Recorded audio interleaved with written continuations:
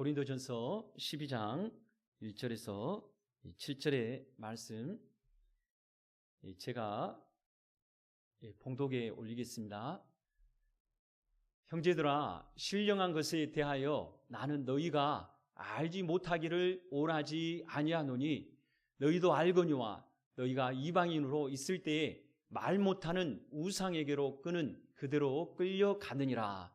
그러므로 내가 너희에게 알리노니 하나님의 영으로 말하는 자는 누구든지 예수를 저주할 자라 하지 아니하고 또 성령으로 아니하고는 누구든지 예수를 주시라 할 수 없느니라.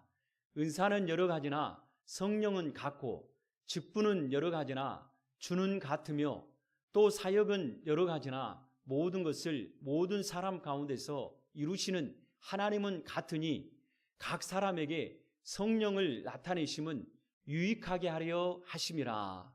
아멘. 5월은 저에게 특별한 기념의 날이고 그리고 특별히 기억되는 날입니다.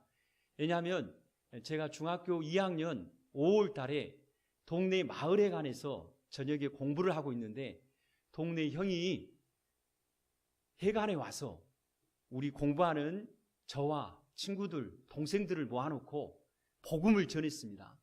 복음을 전하는 내용은 아주 간단했습니다. 예수님은 누구시고 그리스도는 누구시라는 거죠. 그동안 친구들이나 동생들이 마을 교회에, 동네 교회에 전도하기 위해서 안간힘을 썼는데 제가 얼마나 고집을 피우며 교회를 안 갔는지 몰라요. 심지어 교회 앞마당까지 갔다가 나 교회 안 들어가고 뛰쳐나오기까지 했던 저였는데 그날 그것도 다름 아닌 그냥 예수는 누구고 그리스도는 누구시다라는 이 복음의 메시지에 마음이 열리고 감동이 되어서 그 주 토요일 날 동네 교회 학생회 모임에 참석하고 지금까지 예수님을 잘 믿고 있습니다. 할렐루야. 하나님께서 예비하신 때에 이렇게 저를 불러주시고 인도하시는 것을 보면 우리 성도님들도 하나님의 예비하시고 계획하신 때에 불러주시고 예수 믿도록 큰 은혜 베풀어 준 줄 믿습니다. 어떤 분들은 인생의 고난 가운데 주님이 불러주셨을 거고 어떤 분은 육체적으로나 정신적으로 연약함 가운데 살 소망 없고 의지할 사람 없을 때 의지할 분 오직 한 분밖에 없구나. 신을 의지해야 되겠다. 그 마음 가운데 하나님의 부르심을 응답받고 나오는 이들도 있었을 것입니다. 또 어떤 이들은 물질적인 궁핍으로 인해 여러 사람들의 도움을 구하고 찾았으나 그 어느 누구도 내게 도움 주지 못했지만 이제 내 살 길은 이제 하나님 믿을 일밖에 없다라고 인생의 포기 가운데 좌절 가운데 주님의 도우심과 인도함 가운데 예수님을 믿지 않았나 생각이 되어집니다. 개개인마다 예수님을 믿게 된 동기와 원인은 다 다를 터인데 그러나 우리가 믿는 그 하나님, 그 예수님은 동일한 예수님인 줄 믿습니다. 우리는 예수님을 믿기 전에 아담의 범죄로 말미암아 하나님과 마음으로 원수가 된 자였습니다. 허물과 죄로 죽은 인생이었어요. 세상 풍조를 따르고 공중 권세를 잡은 자를 따랐습니다. 불순종의 아들들 가운데 역사하는 영의 지배를 받으며 살았다는 것이죠. 그뿐만이 아니에요. 육체의 욕심을 따라 육체의 마음에 원하는 것을 하여서 본질상 하나님의 진노의 자녀였다라고 바울 사도는 에베소서 2장에서 언급하고 있습니다. 이들은 그리스도 안에 있는 사람입니까? 그리스도 밖에 있는 사람입니까? 그렇죠. 이들은 그리스도 안에 있는 자가 아니라 그리스도 밖에 있는 자요. 하나님 편에서 볼 때에 아예 소망이 없는 사람들인 것을 얘기하고 있는 것이죠. 약속도 없고 그리스도 밖에 있고 소망이 없는 우리 인생을 하나님이 작정하시고 예정하신 때에 우리를 콜링해 주신 이 놀라운 축복에 우리 모두는 감사하고 찬양함으로 나가야 될 줄 믿습니다. 그렇습니다. 내가 예수님을 믿는 것은 내 힘으로 내 능력으로 예수님을 믿는 게 아니에요. 특별히 기독교가 타 종교와 다른 이유가 무엇일까요? 우리 기독교는 신이신 하나님이 인간인 나를 먼저 찾아오셨어요. 죄인인 나를 하나님이 먼저 찾아오셨다는 거예요. 그러나 타 종교를 보십시오. 타 종교는 신이 먼저 찾아오지 않습니다. 타 종교는 사람들이 도를 닦고 수행과 고행을 통해서 해탈의 경지에 이르든지 열반의 경지에 이르러서 신을 만나는 그 가정의 일들을 언급하고 있는 거죠. 인간이 예수고 수고하고 착한 선행과 업적을 이룰 때, 공로를 이룰 때에 신이 그들을 만나주고 신이 그들을 긍휼히 여기고 복을 준다라고 얘기하고 있는 것이죠. 그래서 우리는 정말로 신이 찾아온 기독교를 신앙 가운데서 믿고 있는 것을 참된 은혜인 것을 기억하시길 바라겠습니다. 하나님이 우리를 찾아왔다는 것은 놀라운 은혜가 아닐 수 없는 거죠. 우리의 인간의 수고, 우리의 착한 일들, 선행, 그리고 업적, 공로를 기억하고 찾아온 게 아니에요. 하나님의 진노의 자녀임에도 불구하고 주님이 우리를 찾아왔다는 것이죠. 그래서 바울 사도는 에베소서 2장 8절 9절에 말하기를 너희는 그 은혜에 의하며 믿음으로 말미암아 구원을 받았으니 이것은 너희에게서 난 것이 아니요 누구의 선물이라고 얘기하죠? 그렇죠. 하나님의 선물이라 행위에서 난 것이 아니니 이는 누구든지 무엇하지 못하게 하기 위함이라고 얘기하죠? 맞습니다. 자랑하지 못하게 하려 함이다라고 얘기하고 있는 거예요. 하나님이 나를 만나주신 건 내가 이 땅에서 업적이 있고 공로가 있기 때문에 날 만나준 거 아닙니까? 내가 누구보다 더 착한 일을 많이 했고 내가 더 누구보다 수고롭고 예수님 가운데 남들을 위해 봉사하며 섬기며 살았기 때문에 남들보다 무엇인가 선한 업적이 있으니까 나를 만나준 거 아니냐? 아니에요. 우리의 모든 행위 주님이 보고 우리를 만나준 게 아니라 우리는 영원한 형벌인 불과 유황불에 던져질 수밖에 없는 본질상 심판과 진노의 자식인데 이 사람을 하나님은 거저 구원하시기 위해 먼저 우리를 만나 주신 거예요. 바로 이것이 기독교의 특별 은총이자 전적인 하나님의 은혜인 것입니다. 이 사실을 진심으로 믿으시죠? 이것을 믿지 않으면 내 믿음은 잘못된 믿음인 거예요. 내 행위를 앞세우고 그리고 나의 공로를 앞세우고 주님 앞에 고개를 뻣뻣이 내밀면 이것은 잘못된 믿음인 거예요. 우리는 올바른 믿음, 곧 하나님의 은혜, 하나님의 전적인 나를 향한 선물로 말미암아 내가 예수 믿고 구원받았다는 이 믿음을 끝까지 소유하길 주님의 이름으로 소원드립니다. 우리가 이렇게 믿는 이 믿음은 알고 보면 너무나도 기가 막힐 일입니다. 하나님께서 작정된 시간, 그리스도 예수 안에서 예정된 시간에 나를 불러주셨는데 바울 사도는 나를 불러주신 이 하나님의 위대한 계획을 어떻게 언급하고 있냐면 한번 따라서 하겠습니다. 창세전부터 할렐루야, 하나님께서 이 세상을 지으시기 이전부터 나를 구원하시기 위해 작정하셨다는 거예요. 내가 태어나기 이전부터 나를 구원하시기 위한 하나님의 작정이 있었다는 거예요. 그래서 때가 되어짐에 주님께서 나를 불러주시고 예수 믿게 하셨다는 것이죠. 얼마나 놀랍고 기이하고 신묘막측한 일이 아닙니까? 이런 구원을 받은 우리인데, 이런 놀라운 하나님의 사랑을 받은 우리인데 살아가는 삶의 가운데 이 믿음의 영향력들이 자꾸만 식어지고 그리고 주를 향한 사랑이 자꾸만 식어지는 그 이유가 어디에 있습니까? 그것은 다른 데가 있지 않아요. 우리가 자꾸만 주님을 향한 생각함이 멀어지기 때문에 그래요. 세상의 일에 자꾸 붙잡힙니다. 바쁜 일에 붙잡히고, 그리고 유태로운 일에 내 삶이 너무나도 흔들려 있고, 그리고 인생의 문제와 사건과 진행해 나가야 할 많은 문제들 앞에 걱정과 근심과 염려가 있다 보니까 내 마음도 상할 뿐만 아니라 몸도 상하고 내 믿음도 자꾸만 떨어지게 되어져 있는 것이죠.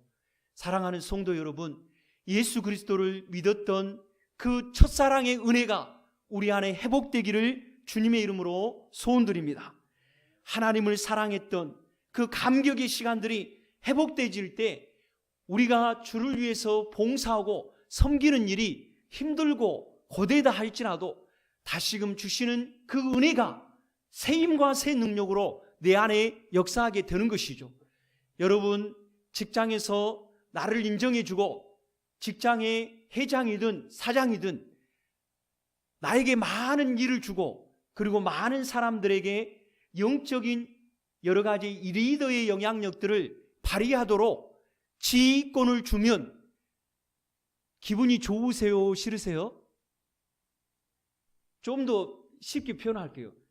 직장에서 진급하면 기분이 좋으세요? 싫으세요? 대답을 안 하시네. 직장에서 많은 사람들을 통솔하고 많은 사람들을 자기 밑에 두고서 지휘하고, 그리고 그들을 또한 인솔해 갈 수 있는 영향의 자리를 주면 기분 좋은 일이죠. 할렐루야. 그런데 교회에서 많은 사람들을 돌보고 사랑하고 섬기고 그리스도 예수 안에서 함께 세워가라는 일 좋으세요? 안 좋으세요? 이거 대답을 안 하시네. 세상에서는 진급하면 기분 좋은데 교회에서 많은 사람들을 돌보고 섬기고 사랑하고 그리스도 안에서 함께 세워가자라고 얘기하는 이것은 왜 안 좋아하는지 모르겠어요. 그러면 세상 일이 더 값지고 더 위대하고 더 보람되고 더 살만한 이유인가요? 나를 구원하신 그 하나님의 사랑을 경험하고 감격했다면, 그 사랑 때문에 천국의 시민권이 되고 영원한 영생을 보장받았다면 주님이 주시는 그 일이 더 기쁘고 더 감격스럽고 더 물질을 들이고 더 시간을 들이고 더 인생을 들여서 섬기는 게 당연한 것 아닌가요? 주님을 사랑한다면서 주님을 위해서 살겠노라고 말하면서 내게 주어진 이 직분과 사명 앞에서는 뒷전으로 여기고 있다는 것은 하나님을 만홀히 여기는 행위에 불과한 것이에요. 우리에게 이러한 모습들이 있다는 것은 내 안에 구원을 값진 구원이 아니라 값싼 구원으로 생각하고 있는 거예요. 대통령이 침식을 하는데 짜자잔 짠짠 짜라라 짠 전보를 쳐가지고 누구 침식에 와주세요. 당신을 이 영광스러운 자리에 부릅니다. 5월 10일 날 여러분이 침식 자리에 갔다 오면 한 달부터 잠을 못 잘 거예요. 무슨 옷을 입고 갈까? 헤어스타일은 어떻게 꾸미고 갈까? 온 가지 생각하면서 어떻게 해서든지 대통령 취임하는 자리에 고위 관리들 뿐만 아니라 많은 세상 가운데 유명 인사들이 오니까 그 자리에 그래도 손색 없이 가려고 5월 9일 저녁이 됐어요. 잠을 자야 되는데 잠이 안 돼. 누웠는데도 잠이 안 오고 잠을 새고 옷을 입는데 자꾸 옷을 입으면서 마음에 안 들어. 헤어스타일 보는데도 자꾸 마음에 안, 화장을 하면서도 마음에 안 들어. 그러나 시간이 임박하니까 들뜬 마음으로 침식의 자리에 가겠죠. 대통령이 부르면 한 달 전부터 들떠가지고 밤잠 못 이루면서 흥분하고 어찌할 바를 모르는데, 대통령 위에 계시는 우리 주님이 우리를 부르시고 우리에게 임명하신 이 거룩한 직분과 사명 앞에서는 하나님이 안 보이니까 대통령은 눈으로 보잖아요. 이 사람이 왔나, 참석했나 안 했나, 다 이렇게 또 보좌관 통해서 확인이 또 다 되니까. 근데 우리 하나님은 눈에 안 보이니까 내가 어떻게 일을 하든 참석을 하든 안 하든 체크가 안 돼. 체크가 안 되니까 그냥 패스해 버리는 거죠.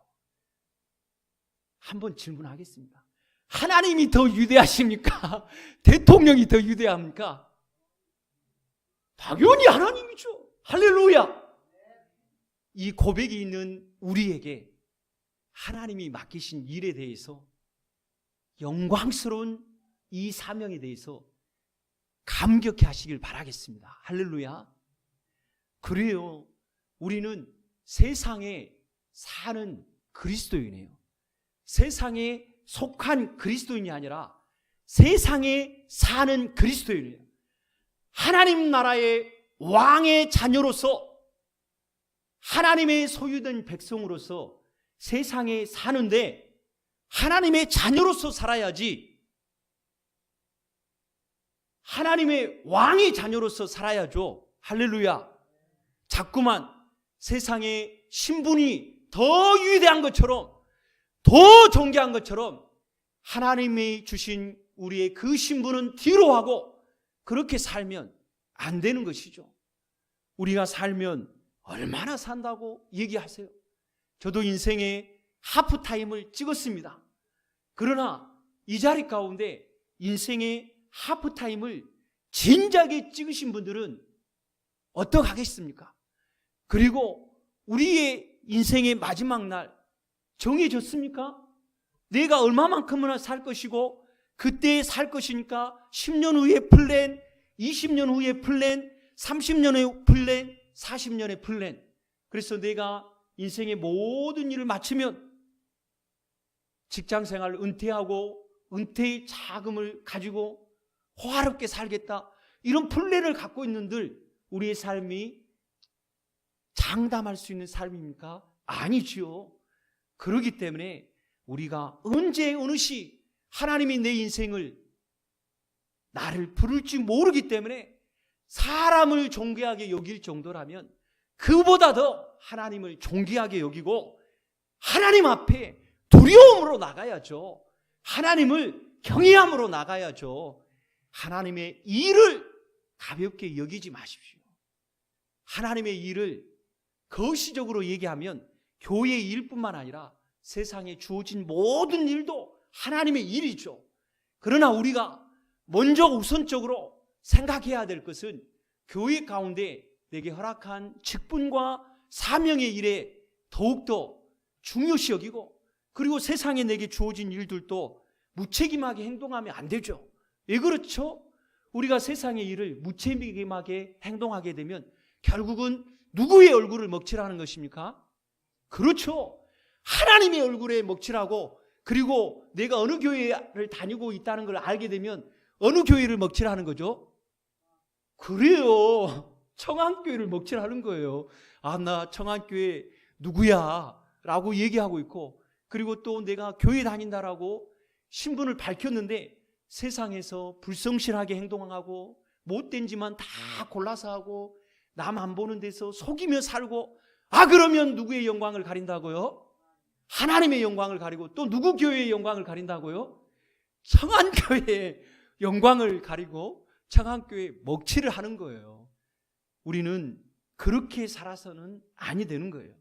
그런데 그렇게 살지 않도록 하나님이 책임지세요. 할렐루야. 너무 두려워하지 마세요. 너무 겁내지 마세요.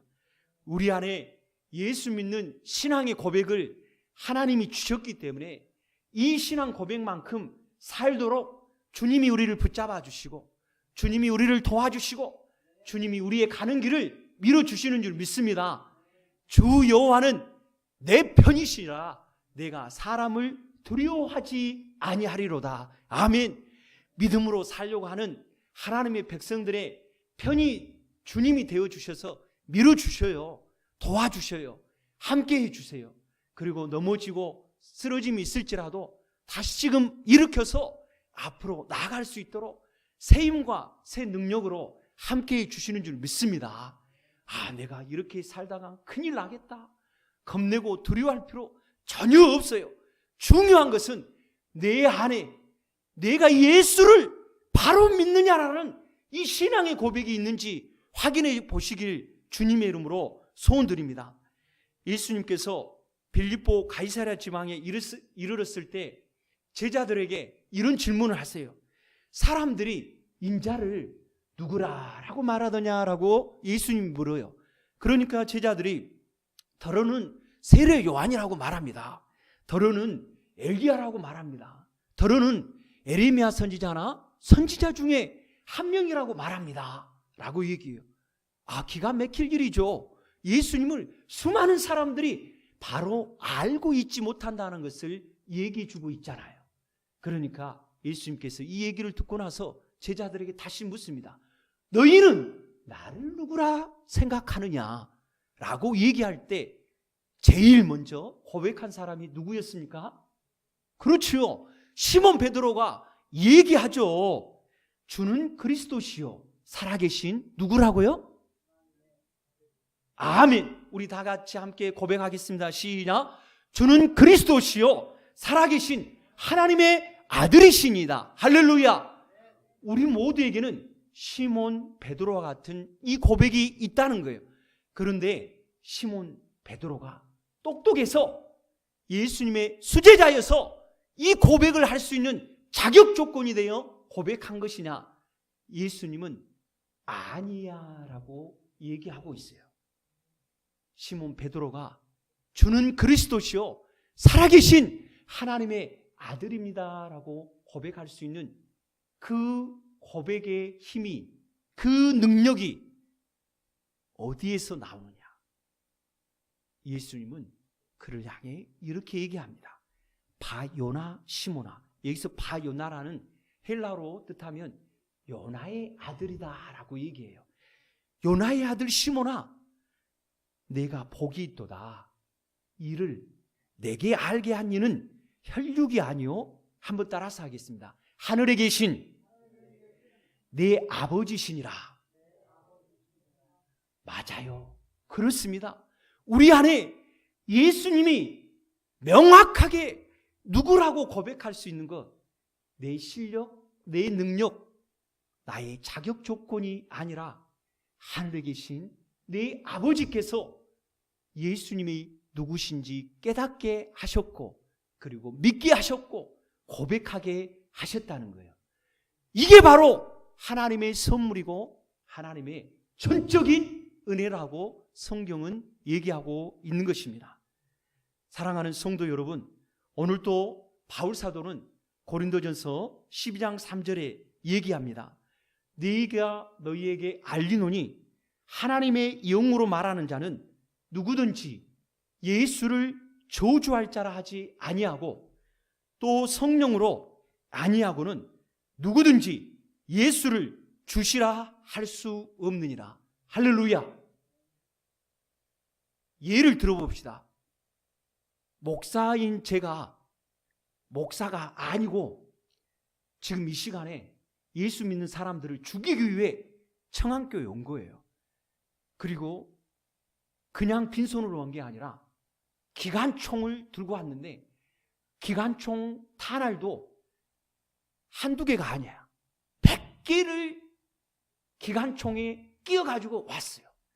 그리고 한 사람 한 사람 목에다가 기관총을 대면서 너 예수를 저주하면 살려주겠다.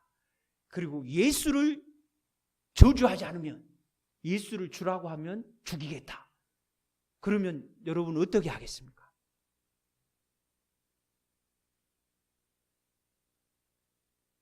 죽여? 나는 예수님을 주님으로 믿어.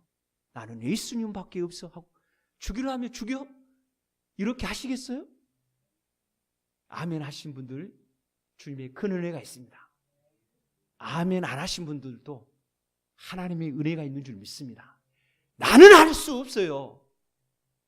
내 담력 그리고 내 자신의 마음의 씀씀이에 그리고 세상에 문제가 닥칠 때 대하는 그 마음의 그릇으로 볼 때 나는 할 수 없어요. 한번 따라서 하겠습니다. 성령께서 도와주신다. 하나님이 도와주시는 거예요. 죽음 앞에서 예수님을 시인하고 죽음 앞에서 예수님 외에는 나의 구주가 없습니다라고 고백할 수 있는 것. 나는 못하지만 성령님이 도와주시는 거예요. 예수를 믿는다는 것은 바로 이거예요. 아무리 두렵고 그리고 나를 삼키려는 공격의 큰 힘인 나를 공격할지라도 그 앞에서 내가 예수 믿는 믿음 앞에 무너지지 않는 것은 내 안에 위대하시고 하나님이신 성령이 그것을 이기게 하시기 때문에 가능하다라고 얘기하고 있는 것입니다. 성령님은 우리가 죽는 그날뿐만 아니라 우리 인생 가운데 나를 넘어지게 하는 수많은 인생의 문제가 있을지라도 고난이 있을지라도 시련이 있을지라도 그리고 죽음 앞에 예수님을 시인해야 할 그러한 최후의 위험의 조건이 있을지라도 예수님은 나의 구원자시고 예수님은 나의 영원한 주이시자 나의 왕이십니다. 나는 이 예수님을 평생토록 영원토록 사랑합니다. 고백할 수 있다는 것을 얘기해 주고 있는 것이죠. 그렇습니다. 우리는 입으로 예수님이 주가라는 것을 시인함으로 참다운 구원받는 하나님의 백성인 것을 믿습니다. 하나님께서 예수님을 죽은 자 가운데서 다시 살린 것을 믿는 믿음이 우리 안에 있기 때문에 예수님을 주라고 시인할 수 있는 것이죠. 그리고 우리가 마음으로 믿어 의에 이르고 입으로 시인하여 구원에 이른다라고 얘기하고 있는 것입니다. 누구든지 주의 이름을 부르는 자는 구원을 받으리로라. 이 말씀의 역사가 분명히 있다는 것을 우리 안에 확신하기를 주님의 이름으로 소원드립니다. 제가 이번 주에 어느 권사님 집에 사모와 함께 신방을 갔어요. 그런데 그 권사님의 남편이 예수님을 믿지 않아요. 이제 수차례 그분에게 신방을 갔는데 처음에 신방 갈 때는 이 목사가 뭐하러 왔나? 그리고 제가 기도를 해준다니까 무슨 기도를 해줘 하면서 이 불쾌한 표정으로 저를 바라보더라고요. 그런데 수차례 이렇게 방문하고 그리고 때마다 신방할 때 빈손으로 안 가고 이렇게 찾아가다 보니까 하나님께서 그분에게 마음의 문을 열어주신 것 같아요. 일단은 마음의 문은 열어줬는데 그래서 이번 주에도 가서 신방하고 안 되겠다. 이분이 90세가 넘는 이 나이에 언제 하나님이 불러가실지 모르겠는데 그 마음이 생겨서 예수님을 믿는지 확인을 해봤어요. 예수님이 하나님이라는 사실을 믿는데요. 믿는데 믿으면 기도도 해야 될 거 아니에요. 그래서 믿는다 하길래 제가 혹여나 기도를 따라서 하겠다 싶어서 어르신 저를 따라 기도해 보겠어요? 라고 얘기했더니 절대 안 따라하겠다. 아유 싫어요. 기도는 안 따라해. 그냥 기도만 해달라. 무슨 얘기냐? 그분 입으로 예수님이 주라는 것을 신화한 것을 꺼려하는 거예요. 그래서 제가 한 번 더 얘기했어요. 그래도 저를 한번 따라서 예수님 믿는다고 기도로 한번 따라해 보세요. 목사님 기도만 해주세요. 기도만 그러시더라고요. 결국은 따라서 기도하지 않고 기도만 해주고 이렇게 영접 기도식으로 하나님 이렇게 죄인입니다. 예수님 믿어 구원받는 백성 되게 해주세요 하면서 이렇게 기도는 했습니다만 마음 한켠에는 지금도 여전히 부담이 있어요. 왜 그 어르신은 예수님이 구원자이라는 것을 입으로 신하지 않을까?